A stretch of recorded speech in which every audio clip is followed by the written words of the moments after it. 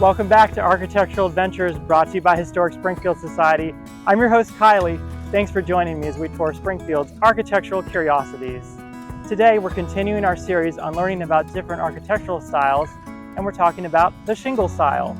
There are approximately 4 shingle style houses in historic Springfield, and the example behind me is one of the purest examples of the style.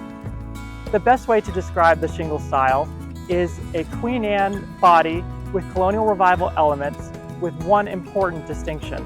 A shingle style house is completely covered head to toe with shingles, typically made of cedar. In Springfield, you'll see a lot of houses that have cedar shakes on the second story and then siding or cast concrete block on the first story. That is not a pure representation of the shingle style.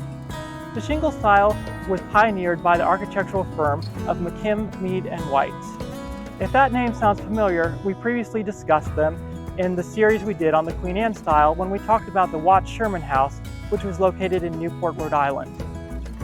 The firm of McKim, Mead & White also pioneered the shingle style with one of the first shingle style structures known as Newport Casino, which was constructed circa 1879 to 1881. If you're a fan of the HBO series The Gilded Age, then you are very familiar with this structure. So the example behind me not only is a great example of the shingle style, it also has a very fascinating history. This house has had 3 addresses over the course of its lifetime. It was built circa 1911 for the Chase family, Adeline and William. William was a dentist and his office was located in the Bisbee building. The house originally fronted North Laura Street with a Laura Street address, and then when the addresses shifted by the 200s, it received a new address. And then in 1936, the Loop family gave it an extensive renovation and moved the front door from Laura Street to its present location on West 10th Street, giving it its 3rd and present day address.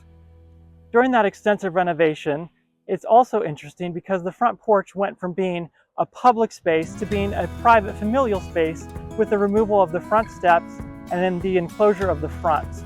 So now the front porch is only accessible from the interior of the house. And also, if we look at the front door behind us, we can see that this is very much 1930s Tudor storybook-esque architecture. We have the timber frame door, the iron strapping, and the suspended metal portico. Very 1930s Tudor storybook architecture. So that definitely correlates with the 1936 remodel. So now that we've looked at this amazing example of the shingle style, there are some examples of shingle patterns that I want to show you. Now that we've learned about the nuances of the shingle style, you may be asking yourself, why are we looking at a Queen Anne style house? Well, I couldn't talk about the shingle style and shingles without showing you this incredible example of different shingle patterns. This house has 7 different patterns of shingles on display on the second story. And it has a beautiful boutique painted lady color scheme which highlights all of the shingles perfectly. Thanks for joining me on Architectural Adventures. We hope you learned something, and we'll see you next time.